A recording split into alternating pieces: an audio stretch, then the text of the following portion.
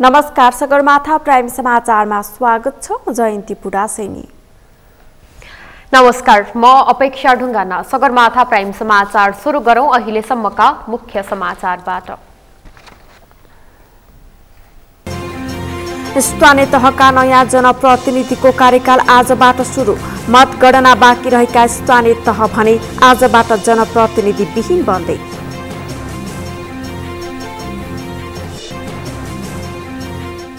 8 वर्ष अघिको बलात्कारको घटनाले संसदमा प्रवेश पायो। छानबिन गरी दोषीलाई कानूनी दायरामा ल्याउन सरकारलाई सभामुखको निर्देशन।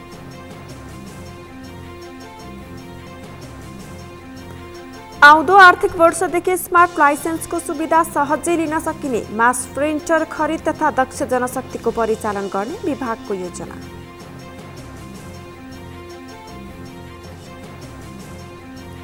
इन्डोनेसियाले पाम तेल निर्यातमा लगाएको प्रतिबन्ध हटाउने। विश्वमा खाद्य तेलको पूर्ति गर्न मद्दत पुग्ने इन्डोनेसियाका राष्ट्रपति जोको विडोडोको विश्वास। र युगाण्डासँगको महिला टी20 अन्तर्राष्ट्रिय क्रिकेट सिरिजमा नेपालको पहिलो जित। युगाण्डा 15 रनले पराजित।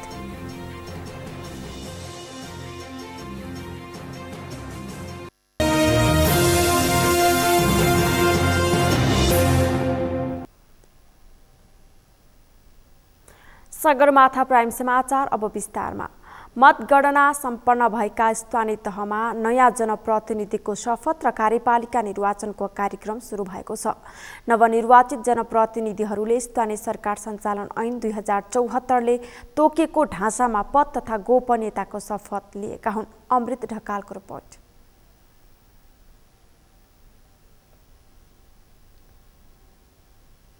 शुक्रबारदेखि स्थानीय तहमा नयाँ जनप्रतिनिधिको कार्यकाल सुरु भएको छ। 2074को स्थानीय तह निर्वाचनमा निर्वाचित जनप्रतिनिधिको कार्यकाल बिहीबार रातिबाट सकिएसँगै नयाँ जनप्रतिनिधिहरूको कार्यकाल शुक्रबारबाट सुरु भएको हो। नयाँ कार्यकालका लागि भएको स्थानीय तह सदस्य निर्वाचन 2079को नतिजा केही स्थानमा आउन बाँकी छ। नयाँ जनप्रतिनिधिहरूको मतगणना कार्य नसकिए पनि आजबाट नै जनप्रतिनिधिको कार्यकाल सुरु भएको मानिनेछ। तर मतगणना नसकिएका स्थानीय तहमा भने आजबाट जनप्रतिनिधि विहीन हुनेछन्। निर्वाचित जनप्रतिनिधि मध्ये गाउँपालिकाको अध्यक्ष, नगरपालिकाको प्रमुख र जिल्ला समन्वयन समितिको प्रमुखले आफ्नो कार्यभार सम्हाल्नु अगावै निर्वाचित भएको 7 दिनभित्र स्थानीय सरकार सञ्चालन ऐन 2074ले तोकेको ढाँचामा सम्बन्धित जिल्ला न्यायाधीश समक्ष पद तथा गोपनीयताको शपथ लिनुपर्ने तथा गाउँपालिकाको उपाध्यक्ष, नगरपालिकाको उपप्रमुख, वार्डाध्यक्ष, गाउँ तथा नगरसभाका सदस्य र जिल्ला समन्वयन समितिका उपप्रमुख तथा सदस्यले अध्यक्ष वा प्रमुखले शपथ लिएको 7 दिनभित्र तोकिएको ढाँचामा पद तथा गोपनीयताको शपथ लिनुपर्ने व्यवस्था छ। नेपालको संविधानको धारा 214 स्थानीय तहको कार्यकारिणी अधिकार गाउँ र नगर कार्यपालिका निहित रहेको छ। संविधानको धारा 215 उपधारा 4 मा गाउँसभाको निर्वाचनको अन्तिम परिणाम प्राप्त भएको मितिले 15 दिनभित्र गाउँसभाका सदस्यले आफू माध्यमबाट निर्वाचित गरेका 4 महिला सदस्य र उपधारा 5 बमोजिमको योग्यता भएका दलित वा अल्पसंख्यक समुदायबाट गाउँसभाले निर्वाचित गरेका 2 सदस्य हुने व्यवस्था र धारा 216 को उपधारा 4 बमोजिम नगरसभाको निर्वाचनको अन्तिम परिणाम प्राप्त भएको 15 दिनभित्र नगरसभाका सदस्यले आफू माध्यमबाट निर्वाचित गरेका 5 जना महिला सदस्य र उपधारा 5 बमोजिमको योग्यता भएका दलित वा अल्पसंख्यक समुदायबाट नगरसभाले निर्वाचित गरेका 3 सदस्य समेत नगर कार्यपालिकाको सदस्य हुने व्यवस्था छ। नयाँ निर्वाचनसँगै कार्यपालिका पदाधिकारीको पनि कार्यकाल स्वतः समाप्त भएको छ। यही जेठ 5 गतेलाई स्थानीय तहका जनप्रतिनिधिको पदमा बहाल रहने अन्तिम मिति मानेर सो मितिसम्ममा मतगणना सम्पन्न गर्ने लक्ष्यसहित यही वैशाख 30 गते सम्पन्न भएको मतदानको गणना कार्य करिब 85% तहमा पुगिसकेको छ। निर्वाचन आयोगका सम्बन्धित निर्वाचन अधिकृतलाई यस अघि नै आवश्यक निर्देशन प्रदान गरेकोमा विभिन्न कारणले मतगणना कार्य सम्पन्न हुन नसकेका तहमा जेठ 10 गतेसम्ममा गणना सम्पन्न हुने लक्ष्य लिएको छ। देशभर 6 महानगरपालिका, 11 उपमहानगरपालिका, 276 नगरपालिका, 460 गाउँपालिका र 6743 वडा रहेका छन्। सगरमाथा टेलिभिजनका लागि अमृत ढकालको रिपोर्ट। काठमाडौँको तारकेश्वर नगरपालिकामा निर्वाचित मेयर कृष्णहरि महर्जनले पद तथा गोपनीयताको शपथ लिनुभएको छ। मेयर महर्जनले आज सभागृह स्थित मुख्य निर्वाचन अधिकृतको कार्यालयमा काठमाडौँ जिल्ला अदालतका मुख्य न्यायाधीश राजकुमार खतिवडाबाट पद तथा गोपनीयताको शपथ लिनुभएको हो। नेपाली कांग्रेसको तर्फबाट मेयरमा निर्वाचित महर्जनले 11,988 मत प्राप्त गर्नुभएको छ। उहाँका निकटतम प्रतिद्वन्दी नेकपा एमालेका रामेश्वर बोहराले 7,808 र नेकपा एकीकृत समाजवादीका लवकुमार बस्नेतले 1,732 मत प्राप्त गर्नुभएको छ। त्यसैगरी तारकेश्वर नगरपालिकाको उपमेयरमा 10,786 मतसहित नेपाली कांग्रेसकै सृजना बुर्लाकोटी निर्वाचित हुनुभएको छ। उहाँका निकटतम प्रतिद्वन्दी नेकपा एमालेकी भवानी डोटेलले 8,006 मत र नेकपा माओवादी केन्द्रको धनलाल महर्जनले 1,995 मत प्राप्त गर्नुभएको निर्वाचन आयोगले जनाएको छ।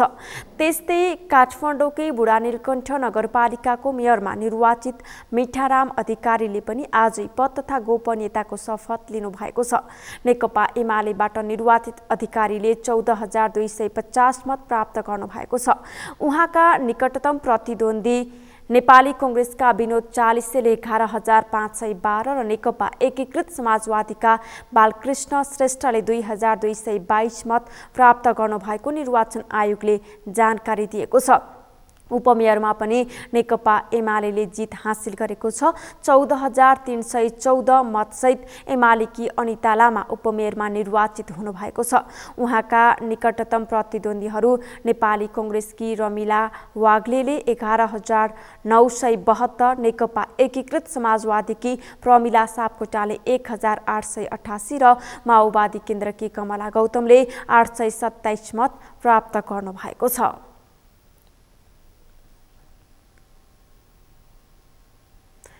रामेछापको स्थानीय तहका नवनिर्वाचित नगरपालिका प्रमुख तथा गाउँपालिका अध्यक्षहरूले शपथ ग्रहण गरेका छन्। रामेछापका 8 स्थानीय तहको मतगणना सम्पन्न भए लगत्तै मुख्य निर्वाचन अधिकृतको कार्यालय रामेछापले नगर प्रमुख र गाउँपालिका अध्यक्षहरूलाई शपथ ग्रहण गराएको हो।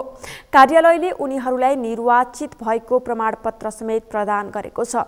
शपथ ग्रहण कार्यक्रमलाई सम्बोधन गर्दै रामेछापका जिल्ला न्यायाधीश बद्री प्रसाद ओलीले जनताको माग र आवश्यकताको आधारमा काम गर्न जनप्रतिनिधिहरूलाई सुझाव दिनुभयो। प्रतिनिधिले भने अब स्थानीय जनताहरूले चाहिँ विद्रोह नै गर्न सुरु गरे है भन्ने चाहिँ उदाहरण हामीले अहिलेको चुनावबाट चाहिँ देखिरहेका छौँ। त्यस्तै मन्थली नगरपालिकाका नवनिर्वाचित नगर प्रमुख लव श्रेष्ठले शिक्षा, स्वास्थ्य र रोजगारीलाई प्राथमिकतामा राखेर आवश्यकता र जनताको मागको आधारमा काम गर्ने प्रतिबद्धता जनाउनु भएको छ।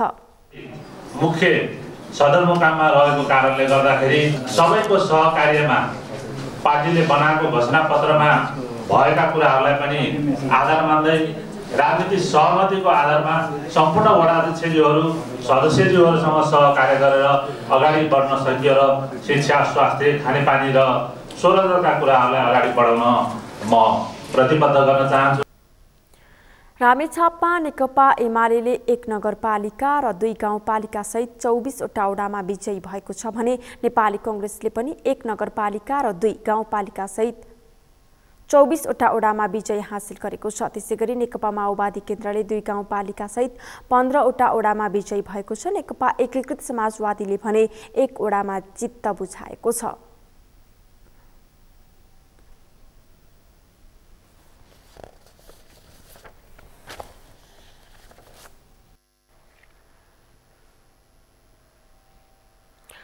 पर्सा जिल्लाको कालिकामाई गाउँपालिकाको अध्यक्ष पदमा 21 वर्षीय युवा निर्वाचित भएका छन्। जनता समाजवादी पार्टी जसपाका तर्फबाट उम्मेदवारी दिएका वशिष्ठ कुमार गुप्ता कालिकामाई गाउँपालिकाको अध्यक्षमा निर्वाचित भएका हुन्। उनले आफ्ना निकटतम प्रतिद्वन्दी नेपाली कांग्रेसका अजय कुमार कुर्मीलाई 117 मत अन्तरले पराजित गर्दै अध्यक्षमा निर्वाचित भएका हुन्। सगरमाथा टेलिभिजनसँगको संवादमा नवनिर्वाचित अध्यक्ष गुप्ताले आफ्ना 5 वर्षे कार्ययोजना पनि सार्वजनिक गरेका छन्। पर्साबाट नरेश सर्राफको रिपोर्ट। दर्शकबिन नमस्कार। यतिखेर हामी पर्साको कालिकामाई गाउँपालिकामा आएका छौँ।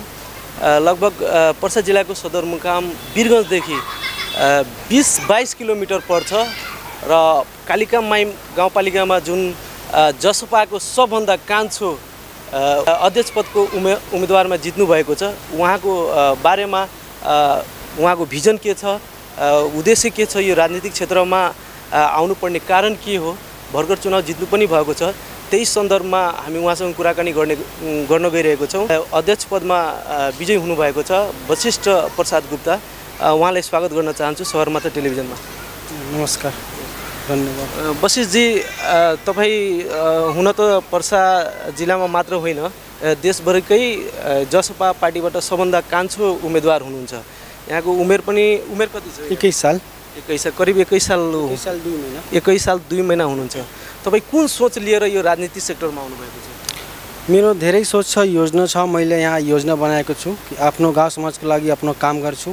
मेरो पहिला योजना मैले भनेको छु कि पहिला खाद मलको लागि म यहाँ किसानहरूको लागि, किन किसानहरू यहाँ धेरै पीडित छ।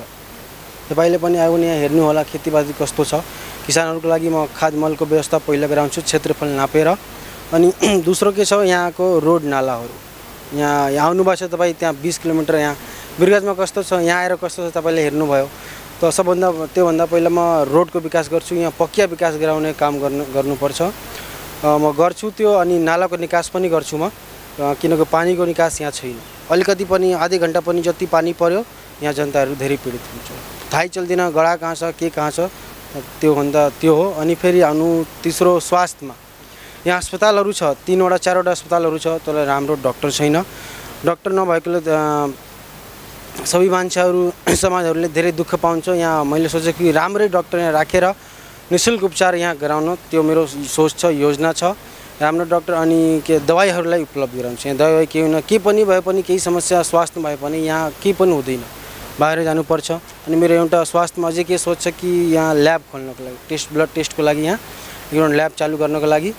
अनि त्यसपछि युवाहरूको मेरो डिमान्ड छ कि स्पोर्ट्समा हेर्नको लागि सब जग्गा यहाँ फिल्ड छैन, जहाँ कुनै वार्डमा फिल्डहरू उपलब्ध छ तर सबैमा छैन। त्यहाँको लागि फिल्ड मिलाउनको लागि जस्तो पनि हुन्छ। अनि म त क्रिकेट खेल्ने व्यक्ति हो, क्रिकेट खेलेको छु, देहरादून डिस्ट्रिक्टबाट क्याप्टेन पनि बनेको छु म। अनि त्यहाँहरूको डिमान्ड छ, युवाहरूको डिमान्ड छ कि क्रिकेट नेट बनाउनको लागि। त म क्रिकेट नेट बनाउनको लागि म जान्छु, क्रिकेट नेट बनाउँछु। अनि त्यहाँहरूको डिमान्ड चाहिँ एउटा जिमको लागि छ, जिम पनि खोल्ने छु। अनि सबभन्दा ठुलो प्रब्लम यहाँ के हुन्छ, यहाँ वृद्ध पेन्सन पाउँछ नि, वृद्ध पेन्सन त्यहाँहरूको के छ कि वृद्ध पेन्सन आउँछ, त्यहाँ पालिका अनि ब्याङ्क त्यहाँ छ, ब्रिन्चेबाट 5 नम्बर वार्डमा छ। अब बुढीलाई मान्छेलाई वृद्ध आदमीलाई लादेर यहाँ लग्नुपर्छ, त्यहाँ ब्रिन्चेबेरमा वार्ड नम्बर 5मा त्यहाँ 4 दिन 5 दिन जति लाग्छ बुढाबुढी लादेर, त्यहाँ धेरै परेसानी उठाउनुहुन्छ। त्यो मैले सोचेको छु कि यहाँ मान्छे छुट्याएर 5वटा मान्छे छुट्याएर 5 वार्डमा भेजेर घर गएर वृद्ध पेन्सन त्यो बटुवाइदिने। वशिष्ठजी, जस्तो तपाईँ धेरै योजनाहरू बताउनु भयो, तपाईँको यो गाउँपालिकाको कति बजेट हुन्छ, तपाईँ यति गर्न सक्नुहुन्छ कि सक्नुहुन्न? गर्न सक्छु नि, कि यो बजेट त 1 साल आउँदैन नि, टाइम त 5 साल छ, धेरै टाइम छ। 5 साल अलि टाइम भएन, धेरै टाइम भयो। 5 सालमा सबै कुरा मिलाउँछु, सबै काम गर्छु, किनकि बजेट पनि कम छैन, बजेट धेरै छ। यति कामको लागि बजेट यहाँ धेरै छ। वशिष्ठ, एउटा अर्को कुरा म तपाईँसँग गर्न चाहन्छु। तपाईँलाई यो राजनीतिक, तपाईँ भन्दै हुनुहुन्छ म एउटा क्रिकेटर पनि हो, क्रिकेटमा रुचि पनि राख्नुहुन्छ, यो राजनीतिक सेक्टरमा कसरी पस्नुभयो यहाँ? राजनीतिक क्षेत्रमा मेरो पारिवारिक पनि राजनीतिक हो। पहिलादेखि मेरो परिवारमा राजनीतिकर्ताहरू उपलब्ध छ, यहाँ छ पहिलादेखि। मेरो पहिलादेखि नै रुचि थियो, क्योंकि म यहाँ घर आउँथ्यो छुट्टीमा, हेर्थ्यो राजनीतिक जनताहरूलाई, समाजले सेवा गर्न, त्यो मेरो पहिलादेखि रुचि थियो। मेरो मनमा पनि थियो कहिलेकाहीँ नेता बन्नु छ, तर यति छिटो बन्ने त्यो पनि मलाई धेरै खुसी लाग्यो। किनकि गाउँको लागि, समाजको लागि, जनताको सपोर्टको लागि अनि सबैले सपोर्ट गरेर म यहाँ आएको छु र सबैलाई राम्रो अनि खुसी राख्छु। गत 2074 सालको स्थानीय निकायको चुनावमा यहाँको आमा हुनुहुन्छ, आमाले पनि चुनाव लड्नु भएको छ, उहाँ पनि सायद पराजित हुनुभएको थियो। अनि तपाईँले आज जित गरेर चाहिँ कस्तो फिल भइरहेको छ? अब कस्तो फिल भइरहेछ, धेरै राम्रो फिल भइरहेछ, किनकि म यहाँ पदमा आएछु। अब के सबले के बयान गर्ने त, धेरै खुसी छ, किनकि मेरो जनताहरू समाजहरूले सपोर्ट गरेको छ अनि यो पदमा ल्याएर मलाई खडा गरेको छ। आमा तपाईँको चुनावमा लड्नुभएको थियो नि, उहाँको भिजन के थियो? उहाँको जुन चुनावमा लड्नुभयो भिजन लिएर, जित्नु भएन, त्यो भिजन पुरा भएन, उहाँको सपना उहाँको भिजन तपाईँले पुरा कतिको गर्न सक्नुहुन्छ? त्यही त आमाले जित्नु भएन, त्यही भएर उहाँको भिजन म कम्प्लिट गर्छु। जुन मैले भिजन भनेको छु, योजना भनेको छु, यो भिजन उहाँको पनि थियो, उहाँले नपुरा गर्नुभएको, त्यहीबाट म आएको छु। म आमाको पुरा भिजन अनि योजना पुरा म गर्छु। अन्तमा केही भन्नुहुन्छ? अन्तमा यो भन्छु कि आफ्नो गाउँ समाजलाई कि तपाईँ विश्वास राख्नु म माथि, तपाईँहरूले म माथि विश्वास गर्नुभएको छ। म तपाईँहरूको विश्वास कहिले पनि तोड्दैन। जे प्रब्लम छ, जे समस्या छ, कहिले पनि तपाईँ मलाई याद गर्नु, म त्यहाँ पुग्छु अनि जनता समाजलाई सपोर्ट गर्छु अनि सेवा गर्छु। धन्यवाद। दर्शकवृन्द, उहाँ वशिष्ठ प्रसाद गुप्ताजी हुनुहुन्छ। 2074 सालमा स्थानीय निकायको चुनावमा तत्कालीन सङ्घीय समाजवादी पार्टीको तर्फबाट उहाँको आमा लालसा देवी 119 मतले पराजित हुनुभएको थियो। तर उहाँ आज 117 मत बढी ल्याएर गाउँपालिकाको मेयर पदमा, अध्यक्ष पदमा चाहिँ जित हासिल गर्नुभएको छ। उहाँको निकटतम प्रतिद्वन्दी नेपाली काङ्ग्रेसका अजय पटेल, जुन कि उहाँ 3626 मत ल्याउनु भएको थियो, उहाँले चाहिँ 3747 मत ल्याएर विजयी हुनुभएको छ। उहाँको सोच भिजन छुट्टै छ। युवाहरूको लागि, यहाँको वृद्ध महिलाको लागि, शिक्षाको लागि, स्वास्थ्यको लागि, सडक पूर्वाधार विकास गर्ने पनि योजना रहेको छ। हामी निरन्तर उहाँलाई फलो गर्छौँ र आउने दिनमा पनि जुन 5 साल कार्यकाल छ त्यसमा के कस्ता कामहरू गर्नुभएको छ त्यसलाई पनि हामी निरन्तरता दिनेछौँ। राज्यका संरचनाहरूमा महिलाहरूको प्रतिनिधित्व बढ्दै गएको भए पनि महिला विरुद्धका हिंसाका घटनामा भने पटक्कै कमी आएको छैन। विभेदका घटना निरन्तर देखा परिरहेका छन्। हामी त्यस्तो समाजमा रहन बाध्य छौं जहाँ दिनहु जसो कुनै न कुनै बहानामा महिलाहरू पीडित बनेका हुन्छन्। अहिले यस्तै एउटा घटना चर्चामा छ जहाँ एक युवतीले घटनाको 8 वर्षपछि आफू हिंसामा परेको पीडा पोखेकी छिन्। एक रिपोर्ट। काठमाडौँकी 25 वर्षीय युवतीको भिडियोले अहिले प्रतिनिधि सभा बैठकमा पनि स्थान पाएको छ। टिकटक अकाउन्टमा भिडियो पोस्ट गरी ती युवतीले आफूमाथि यौन हिंसा भएको भन्दै पीडा पोखेकी छन्। भिडियो मार्फत उनले मोडलिङ क्षेत्रमा प्रवेश गर्ने क्रममा सौन्दर्य प्रतियोगितामा सहभागिता जनाएर एक कार्यक्रममा जाँदा 8 वर्ष अगाडि आयोजकबाटै आफू बलात्कृत भएको दावी गरेकी छिन्। आयोजकले आफूलाई पानीमा नशालु पदार्थ मिसाई पिउन दिएर बलात्कार गरेको युवतीको भनाइ छ। त्यसबेला उनी 16 वर्षकी थिइन्। Please keep this in mind. I was 16. I was just 16. मेरो नागरिकता पनि बनाएको थिएन। त्यसपछि he told me कि he had taken some of my pictures अनि यो मैले कसैलाई भने भने he would like expose it. नेपालको कानून अनुसार 18 वर्षभन्दा कम उमेरका किशोरीसँग सहमतिमा पनि यौन सम्बन्ध राख्न नपाइने उल्लेख छ। उनले त्यो समयमा नै आफूमाथि भएको हिंसाबारे सम्बन्धित निकायमा उजुरी गर्नुपर्थ्यो, तर उनको दावी अनुसार त्यसबेला स्थिति उनको नियन्त्रणमा थिएन।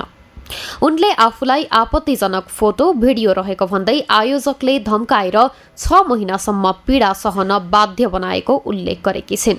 तिम्रो पिक्चर्स छ, भिडियोज छ, I'll expose it if you'll tell this to anyone भनिसकेपछि I felt really helpless.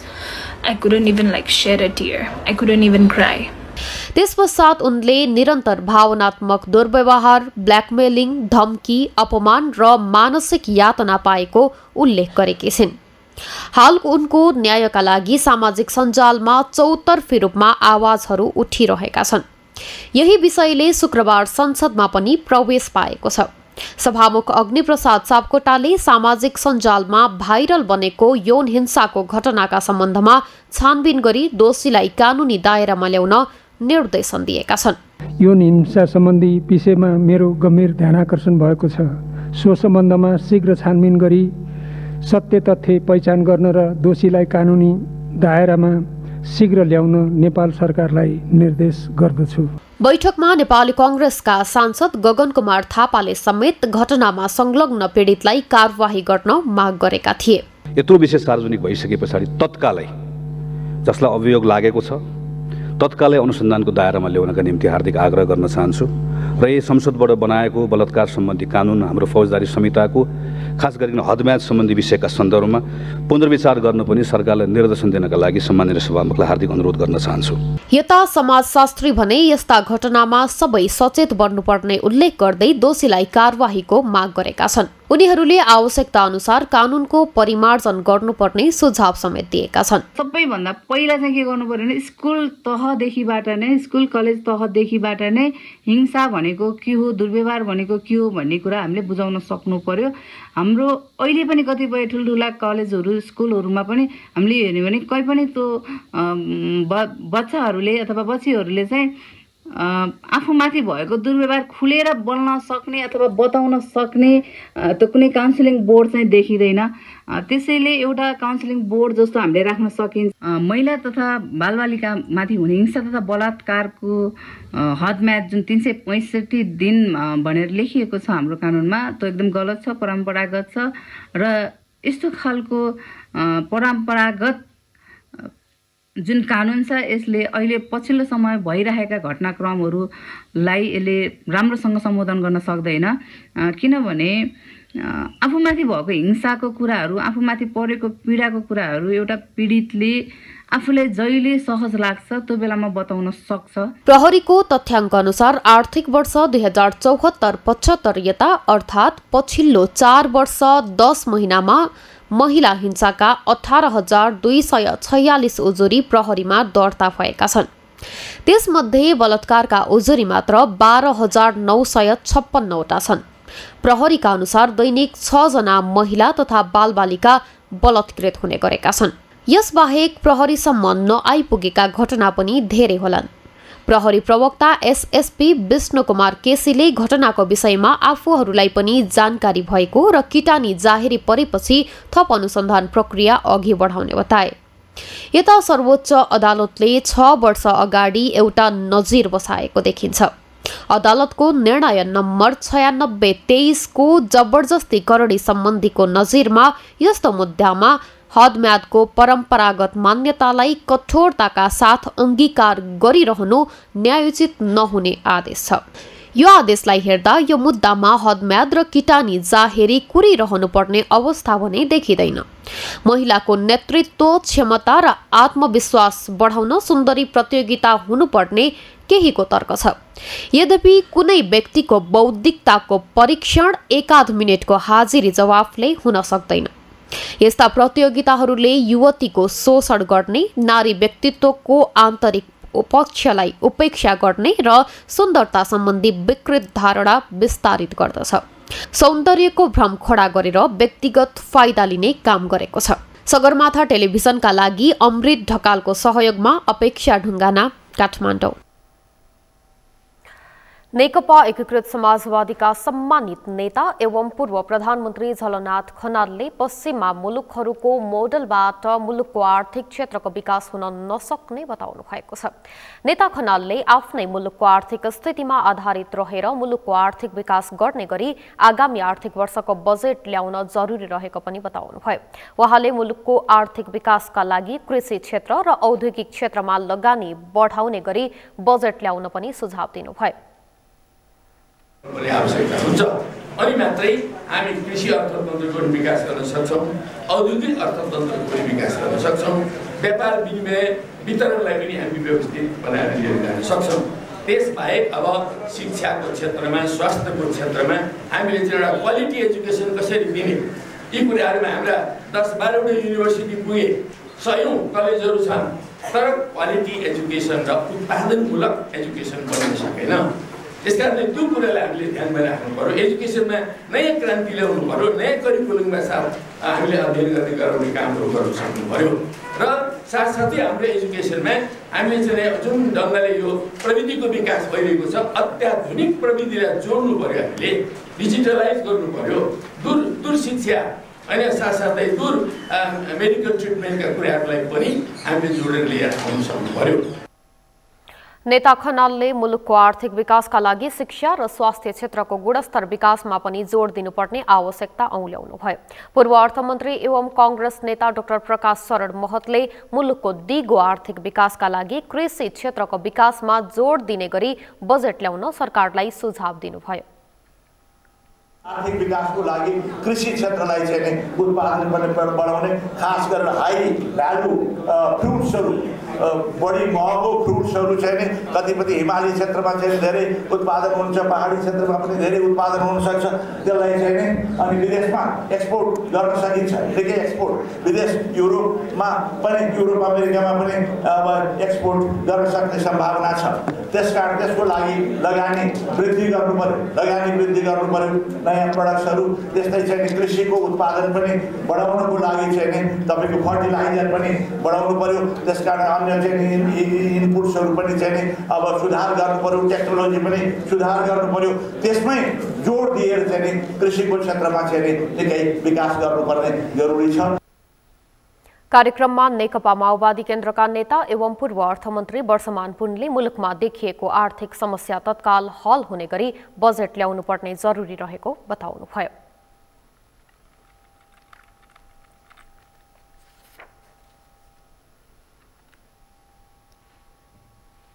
समाचारमा पालो भएको छ विश्रामपछि।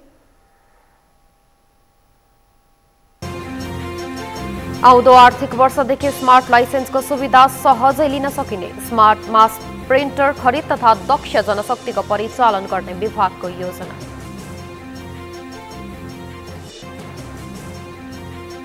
सातामा 2 दिन बिदा दिने निर्णय कार्यान्वयनमा समस्या, व्यवहारिक नभएको सरकारवालाहरूको भनाइ।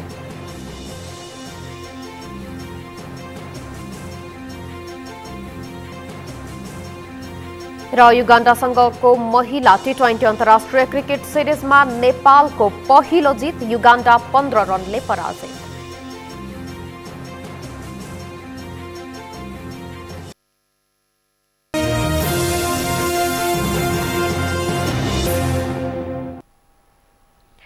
विश्रामपछि सगरमाथा प्राइम समाचारमा पुनः स्वागत छ। अब बाँकी समाचार। प्रमुख प्रतिपक्षी दल नेकपा एमालेकी सांसद निरु देवीपालले निर्वाचन आयोग मतगणना कार्यलाई छिटो गराउने कार्यबाट पन्छिन खोजेको टिप्पणी गर्नुभएको छ। आज प्रतिनिधि सभा बैठकमा सांसद पालले निर्वाचन अधिकृतलाई निर्देशन दिएको भन्ने समाचार बाहिर आए पनि निर्वाचन आयोग मतगणना कार्यलाई शीघ्र रूपमा सम्पन्न गराउन जिम्मेवार नभएको बताउनु भएको हो। मतदान अधिकृतलाई निर्देशन दिएको भन्ने समाचार आयो। निर्देशनले शीघ्र मतगणना हुने हो वा शीघ्र मतगणना गर्ने विधि प्रविधि सोच कार्ययोजना कार्यप्रणाली पनि हुनुपर्ने हो। निर्देशन दिएपछि सकियो, उत्तरदायित्वपूर्ण भयो। आज उद्योग लाग्दो पक्ष र सरकारमा कार्यपालिकामा देखिन्छ।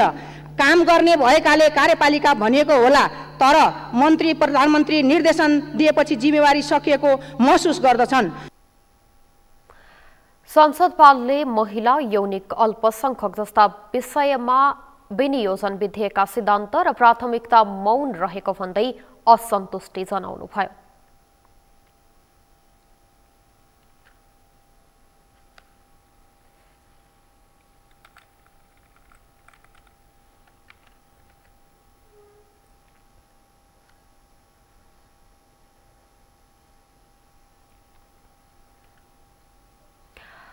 नेपालका अधिकांश सरकारी कार्यालयहरूमा सहज र सरल रूपमा सेवा पाउन निकै मुस्किल छ। त्यसमध्ये त्रिपुरेश्वर स्थित राजधानी विभागको अवस्थाले मात्र पनि मुलुकका सरकारी कार्यालयहरूको प्रष्ट चित्रण गरेको देखिन्छ। बिहान 9 बज्न नपाउँदै विभागको प्राङ्गणदेखि बाहिरी गेटसम्म सेवाग्राहीको घुइँचो लाग्छ, तर विभागका कर्मचारीहरूको कार्यशैलीमा देखिएको सुस्तता र आधुनिक प्रविधिको प्रयोग नहुँदा सेवाग्राही झनै शास्ति खेप्न बाध्य भएका छन्। मेनुका लम्सालको रिपोर्ट। नेपालका अधिकांश सरकारी कार्यालयहरूमा सहज र सरल रूपमा सेवा पाउन निकै मुस्किल छ। त्यसको एउटा उदाहरण हो काठमाडौँ स्थित त्रिपुरेश्वरको राजधानी विभाग। हरेक दिन बिहान 9 बज्न नपाउँदै विभागको प्राङ्गणदेखि बाहिरी गेटसम्म सेवाग्राहीको घुइँचो लाग्ने गर्दछ। तर कहिले विभागका कर्मचारीको संख्या भन्दा करिब 4 गुणा बढी सेवाग्राही हुन्छन् त कहिले त्यो भन्दा अझ बढी सेवाग्राही थपिन्छन्। सेवाग्राहीलाई पनि सरकारी कार्यालयबाट आफ्ना काम छिट्टै भइदिए हुन्थ्यो भन्ने आशा छ। यता विभागका कर्मचारीहरू पनि काममा उत्तिकै खटिएको देखिन्छ। तर आधुनिक प्रविधिको जमानामा पनि सरकारी कार्यालयबाट काममा हुने ढिलासुस्तीले सेवाग्राही थप मारमा परेका छन्।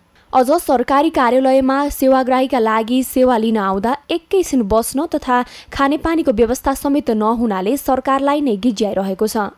अझ सरकारी कार्यालयमा सेवाग्राहीहरू सेवा लिनका लागि आउँदा एकैछिन बस्न तथा खानेपानीको व्यवस्था नहुनाले यस्तो अवस्थाले सरकारलाई नै गिज्याइरहेको छ।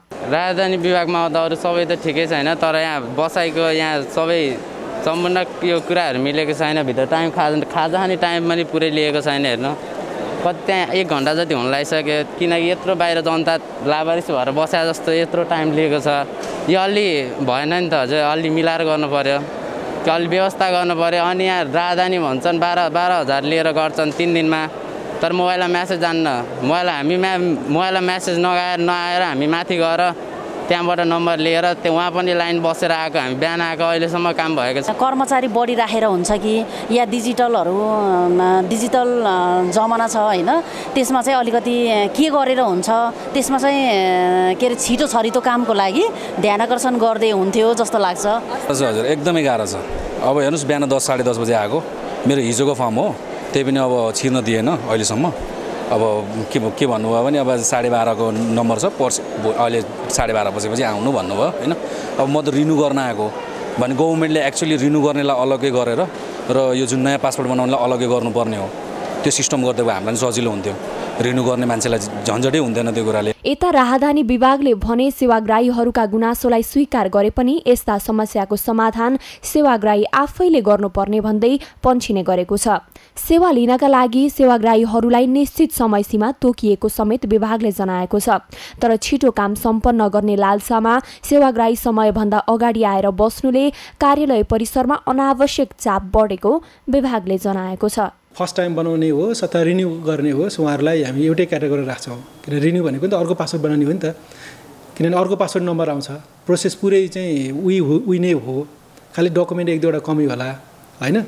यहाँ मुख्य कुरो चाहिँ के हो भने नि, जस्तो तपाईँको फर्ममा डेट र टाइम दिएको छ, अनि पछि डेट हुने मान्छे पनि आजै बुझाउन आउनु पर्यो भनेर आउनेको सङ्ख्या ठुलो छ एउटा। अर्को डेट 4 बजेको हुन्छ, मान्छे बिहान 10 बजे आउनुहुन्छ, उहाँलाई हामीले रिक्वेस्ट गर्छौँ तपाईँहरू गइदिनुहोस् न, 4 बजे आइदिनुहोस् न। होइन आइहाल्यो नजाने यतै बस्ने भनेर छ। मान्छेले आफ्नो टाइम मात्रै फलो गरिदिने भने यस्तो एकैचोटि भिड हुँदैन के। यस्तै विभागले राहदानीको कार्य सेवाग्राहीको अति आवश्यक सेवा भएको भन्दै विभागका सबै सेवा सुविधा आइतबार पनि खुला रहने जनाएको छ।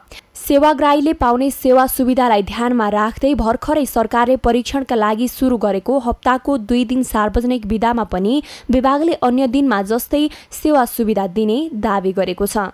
अत्यावश्यक सेवामा जनताको चाहिँ माग इच्छा पनि त पुरा गर्नु परेन। हामी राज्यका संयन्त्र होइन र, राज्यको संयन्त्रमा बस्ने मान्छेले त जनताको सेवा ठुलो कुरो हो नि, हो कि होइन। जनतालाई सहज तरिकाले उहाँहरूको डिमान्ड, किनभने पासपोर्ट यस्तो अत्यावश्यक भइसक्यो अहिले, तपाईँको पासपोर्ट नभएको भने केही पनि प्रोसेस सुरु हुन्न। तपाईँ IELTS TOEFL पढ्छु भने पासपोर्ट चाहियो होइन, विदेशमा भिसाको प्रोसेस गर्छु भन्दा पासपोर्ट चाहियो, जेसुकै प्रोसेस तपाईँ अध्ययनको लागि गर्नुपर्छ भने पासपोर्ट चाहियो।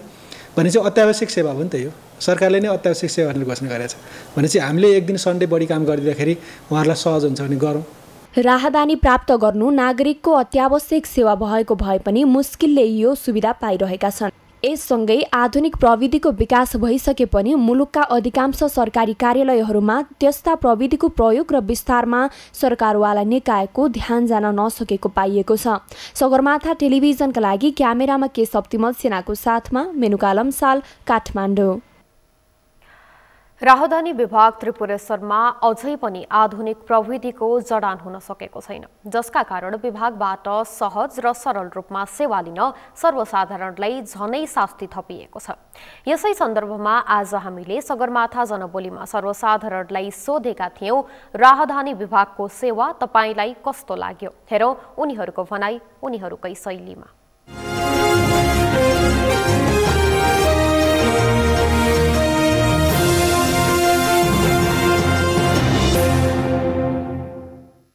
बिहान आएको अहिलेसम्म काम भएको छैन। हेर्नु यहाँ सरकारी कार्यालयको भन्ने बल्ल खोलिरहेको छ, टाइम अलि म्यानेज गर्नु पर्यो। मान्छेहरू हेर्ने लाइन लाएर बसेको छ। खाजा भन्ने चिज पहिला खानै पर्छ भन्ने जरुरत नै छैन नि त। सरकारी काम भइसकेपछि त यहाँ जनताको नि त कुरा सुन्नु पर्यो नि। मलाई चाहिँ यताको सेवा सुविधा केही पनि राम्रो थिएन। बिहान हामी 11 बजेदेखि आएको थियौँ, मान्छेहरू को कहाँबाट छिरे केही थाहा छैन। लाइनको एक थोपा राम्रो पनि थिएन, आफ्नो मान्छे भनेर छिरायो तर काम चाहिँ के पनि भएको छैन। अघिदेखि कुरिरहेको मर्न लागिसकेको भोक लागेर जिउसिउ दुखेर बस्ने ठाउँ पनि छैन। मलाई सेवा सुविधा राम्रो लागेको छैन, किनकि हामी अब 8 बजेदेखि आएको उसदेखि अहिलेसम्म भएको छैन नि त। अनि यो चाहिँ अनलाइन फर्म भन्ने तर त्यो केही नै सिस्टमेटिकै छैन कि, अलिक सिस्टमेटिक गरे भए चाहिँ राम्रो हुन्थ्यो। मेरो 11 बजेको टाइम चाहिँ अहिलेसम्म नि भएको छैन। अब सिस्टमै यस्तो छ, घर यता जा भन्छ उता जा भन्छ, तर करेक्टै उस भएको छैन कि, यहाँ सिस्टमै राम्रो लागेको छैन। त्यो 3-4 दिन धाइरहेको छ, फेरि कसैलाई त इमर्जेन्सी परेको हुन्छ, अब त्यो नि हुँदैन नि त। त्यो कारणले नराम्रो नि भन्नु पऱ्यो। अब 3 दिनभित्रमा कसैको बन्छ भने त्यो पनि राम्रो पनि भन्नु पऱ्यो। दुईटै राम्रो नराम्रो दुवै पक्ष छ भनौँ। ठिकै लाग्यो कि अब मैले त अस्ति आएको थियो होइन 17 तारिकको, अनि भनिरहेको थियो म्यासेज आउँछ भनेर, म्यासेज आइरहेको थिएन। अनि मैले 3-4 दिन बस्यो होइन, तेरो लास्टमा मैले सोधेँ कि यति दिन भइसक्यो अहिलेसम्म म्यासेज आएको छैन भनेर। अनि लास्टमा आयो यहाँ होइन, अनि यहाँ त बिना म्यासेजकै सबैले पाइरहेछ भनेर मैले सोधेँ होइन। अनि तल त्यो पासपोर्टको फर्म भनेर ऊ बुझायो होइन, अनि बुझाएपछि बल्ल पाइसक्यो, राम्रै लाग्यो। यहाँको सबै कुरा राम्रै हो, अब अलिकति जरुरी बनाउनु पर्ने हुनाले गर्दा लगभग 3 दिनमै पाइन्छ अरे, त्यो चाहिँ एउटा राम्रो होइन। अलिकति सेवा सुविधा अलिकति प्रभावकारी यहाँ भइदिएदेखि चाहिँ अलिकति हामीलाई नै सजिलो हुन्थ्यो। जस्तो अब अनलाइन फर्म भरेको थिएँ मैले होइन, त्यसमा चाहिँ 12 बजेको टाइमिङ थियो मेरो। अब उहाँबाट चाहिँ कस्तो कुरो भएको थियो भन्नुहुन्छ नि, त्यो फर्म भर्दाखेरि यहाँ आइसकेपछि कुनै पनि अप्ठ्यारो हुँदैन, डाइरेक्ट त्यो गर्न पाइन्छ भन्ने। तर त्यसमा टाइमिङ सबै हुँदै पनि फेरि लाइन बस्नुपर्ने होइन।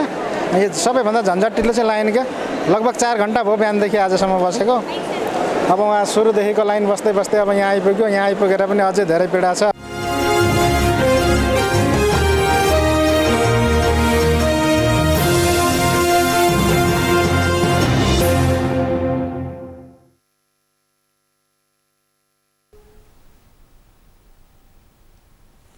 आउँदो आर्थिक वर्षदेखि स्मार्ट लाइसेन्स सजिलै पाउन सकिने भएको छ। यातायात व्यवस्था विभागले काठमाडौँ उपत्यकाभित्रका सेवाग्राहीले 3 हप्ताभित्र र उपत्यका बाहिरका लागि लगभग 1 महिना मात्र लाग्ने वातावरण बनाउन लागेको जनाएको छ। विभागले सेवाग्राहीको सुविधालाई ध्यानमा राख्दै साउनबाट घरसम्मको डेलिभरीको सुविधा दिने कार्ययोजनालाई समेत अघि सारेको छ। मेनुका लम्सालको रिपोर्ट। करिब 1 वर्ष पर्खनुपर्ने सवारी चालक अनुमति पत्र अब आउँदो आर्थिक वर्षदेखि सहजै प्राप्त गर्न सकिने भएको छ। यातायात व्यवस्था विभागका अनुसार आगामी आर्थिक वर्षबाट काठमाडौँ उपत्यकाभित्रका सेवाग्राहीले 3 हप्ताभित्र र उपत्यका बाहिरको लागि लगभग 1 महिना मात्र लाग्ने भएको छ। हाल विभागसँग पुरानो र अहिले सङ्कलन भइरहेको गरी 1,60,000 को हाराहारीमा प्रिन्ट गर्न सवारी चालक अनुमति पत्र लाइसेन्स बाँकी रहेको जनाएको छ। हाल विभागले दैनिक लगभग 6,000 को संख्यामा स्मार्ट लाइसेन्स प्रिन्ट गरिरहेको जनाएको छ। अहिले हामी दैनिक 6,000 को हाराहारीमा प्रिन्ट गर्दैछौँ र अहिले आइपुग्दाखेरि अब हामीसँग पुरानो र यो रेगुलरमा चाहिँ चलिरहेको सहित गर्दाखेरि करिब 1,60,000 जति कार्ड प्रिन्ट गर्न बाँकी छ। विभागले सेवाग्राहीलाई आफै सहजयुक्त सुविधा दिने हेतुले आगामी वर्षमा अर्को मास प्रिन्टर खरिद गरिने र दक्ष जनशक्तिको परिचालन गरी सुविधा प्रदान गर्ने जनाएको छ। विभागले आगामी आर्थिक वर्षबाट सेवाग्राहीको सुविधालाई ध्यानमा राख्दै साउनबाट घरसम्मको डेलिभरीको सुविधा दिने कार्ययोजना पनि अघि सारेको छ। अर्को एउटा मास प्रिन्टर पनि खरिद गर्छौँ र पर्याप्त मात्रामा कार्ड पनि खरिद गर्छौँ। अब लाइसेन्सको स्मार्ट कार्ड प्रिन्टिङको लागि कुर्नुपर्ने समय भनेको चाहिँ तपाईँको काठमाडौँमा 3 हप्ता, काठमाडौँभन्दा बाहिर कम्तीमा 1 महिना लाग्छ। तर यो बिचमा डेलिभरीको नयाँ सिस्टम पनि हामीले सोचिरहेका छौँ। त्यो नयाँ सिस्टम अनुसारको डेलिभरी चाहिँ प्रणाली हामीले चाहिँ लगाउन सकियो भनेदेखि चाहिँ अर्को आर्थिक वर्षदेखि भनेको साउन भदौबाट चाहिँ हामी तपाईँलाई फोन गरेर कार्ड कहाँ ल्याइदिउँ भन्ने सम्मको चाहिँ स्थितिमा पुर्याउने हाम्रो योजना छ। त्यही अनुसारले हामी काम गरिरहेका छौँ। केही समय अघि विभागमा भएका समस्याका कारण समयमा सवारी चालक अनुमति पत्र दिन नसक्दा आम सर्वसाधारणले वर्षौंसम्म राजस्व तिरेको रसिद बोकेर हिँड्नुपर्ने बाध्यता थियो। तर यातायात व्यवस्था विभागको नयाँ र सहजीकरण प्रविधिले सहज र सरल हुने आंकलन गरिएको छ। सगरमाथा टेलिभिजनका लागि क्यामेरामा केशव तिमल सिन्हाका साथमा मेनुका लम्साल, काठमाडौँ। सरकारले जेठ 1 गतेबाट लागू हुने गरी सातामा 2 दिन शनिबार र आइतबार सार्वजनिक बिदा दिन सुरु गरेको छ।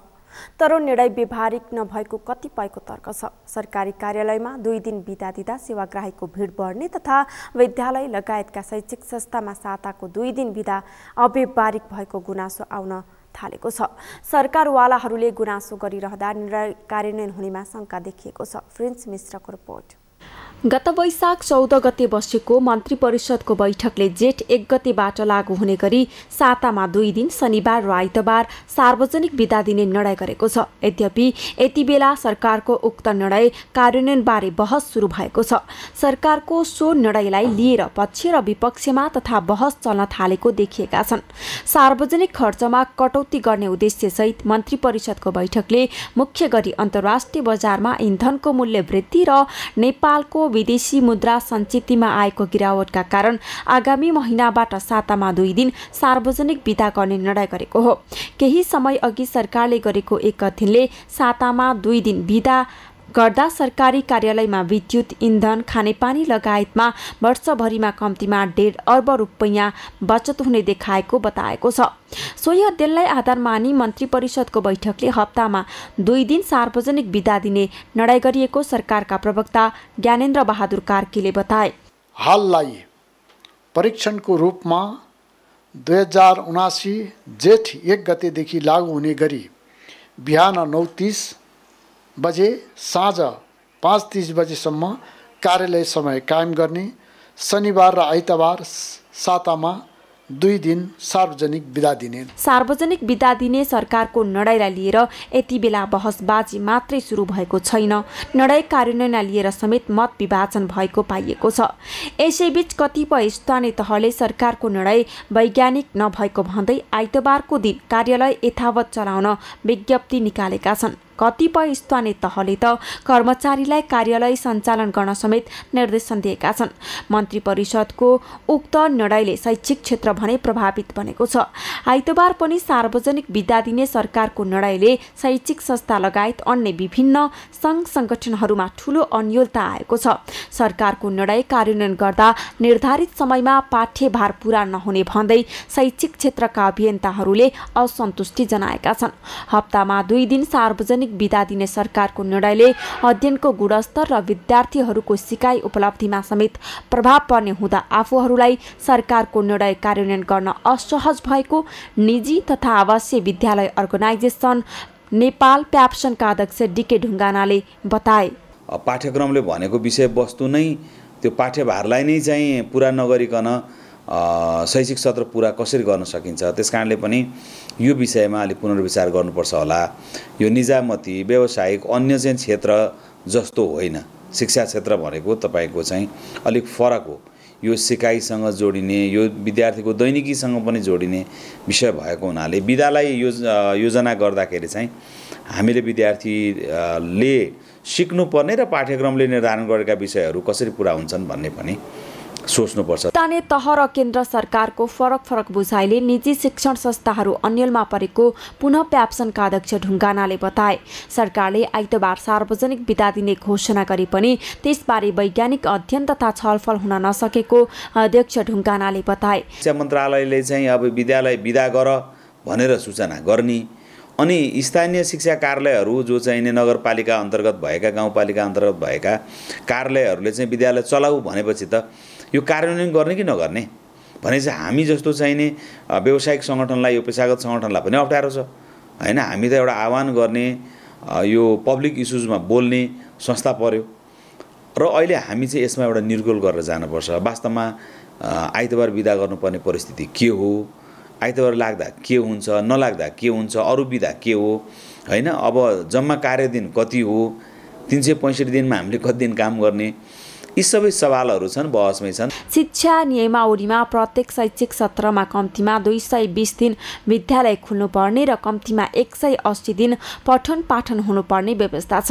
तर वर्षभरि आइतबार शिक्षण संस्था बन्द हुने भएमा 192 दिन मात्र विद्यालय खुल्ले देखिन्छ। बाँकी 173 दिन विद्यालय बन्द हुँदा विद्यार्थीहरूको शैक्षिक उपलब्धिमा प्रत्यक्ष प्रभाव पर्ने देखिएसँगै सरकारको पछिल्लो निर्णय कार्यान्वयनमा पुनर्विचार गर्न जरुरी जरुरी देखिएको छ। सगरमाथा टेलिभिजनका लागि क्यामेरामा केशव तिमिल सिन्हाका साथ प्रिन्स मिश्रको रिपोर्ट। सगरमाथा प्राइम समाचारमा एकैछिन विश्रामपछि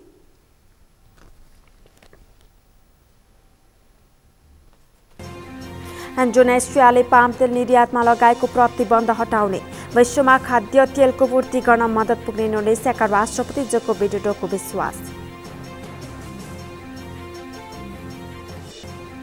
र युगाण्डासँगको महिला टी20 अन्तर्राष्ट्रिय क्रिकेट सिरिजमा नेपालको पहिलो जित, युगाण्डा 15 रनले पराजित।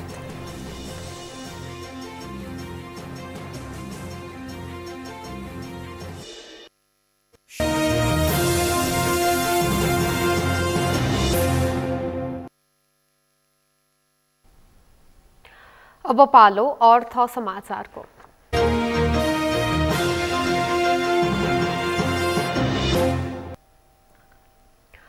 पहिलो पटक आज खुलेको नेप्से परिसूचकमा गिरावट भएको छ। आज नेप्से परिसूचक 15.82 अङ्क घटेर 2235.09 बिन्दुमा झरेको छ। त्यस्तै सेन्सेटिभ इन्डेक्स 2.47 अङ्क घटेको छ भने फ्लोट इन्डेक्स 0.92 अङ्क र सेन्सेटिभ फ्लोट इन्डेक्स 0.63 अङ्कले गिरावट आएको छ। आज कारोबारमा आएका 223 कम्पनीको 25,17,000 किता सेयर 92 करोड 94 लाख रुपैयाँ बराबरको खरिद बिक्री भएको छ। बिहिबारको तुलनामा कारोबार रकम र अङ्क दुवैमा गिरावट आएको छ। नेप्सेका 13 उपसमूह मध्ये म्युचुअल फन्ड उपसमूहको परिसूचक बाहेक सबै उपसमूहको परिसूचकमा गिरावट आएको छ, जसमा अन्य र व्यापार उपसमूहको परिसूचक 2% भन्दा बढी घटेको छ भने जीवन बीमा र निर्जीवन बीमा उपसमूहको परिसूचक 1% भन्दा बढी घटेको छ। आज कारोबारमा आएका 10 कम्पनीको शेयर मूल्य उच्च अङ्कले बढेको छ। समाचारको अन्त्यमा मुख्य समाचार फेरि एकपटक। स्थानीय तहका नयाँ जनप्रतिनिधिको कार्यकाल आजबाट सुरु। मतगणना बाँकी रहेका स्थानीय तह भने आजबाट जनप्रतिनिधि विहीन बन्दै।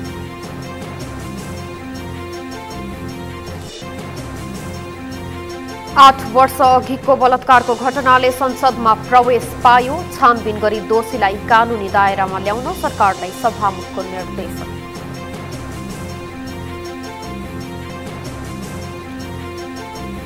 आउँदो आर्थिक वर्षदेखि स्मार्ट लाइसेन्सको सुविधा सहजै लिन सकिने, मास प्रिन्टर खरिद तथा दक्ष जनशक्तिको परिचालन गर्ने विभागको योजना।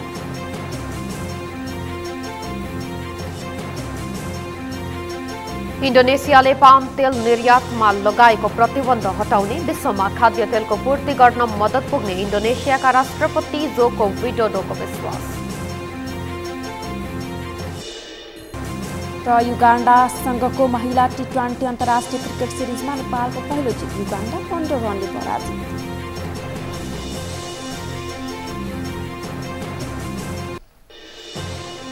हवस् त सगरमाथा प्राइम समाचार अहिलेलाई सकियो। तपाईँ समाचार बुलेटिनका साथै सगरमाथा टेलिभिजनका सम्पूर्ण कार्यक्रम www.sagarmatha.tv मा पनि पढ्न र हेर्न सक्नुहुनेछ। साथै युट्युबमा youtube.com/sagarmatha TV नेपालमा हेर्न सक्नुहुनेछ। साथै तपाईँ हामीलाई फेसबुकमा पनि facebook.com/tv नेपालमा फलो गर्न सक्नुहुनेछ।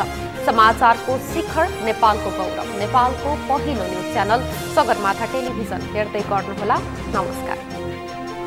नमस्कार।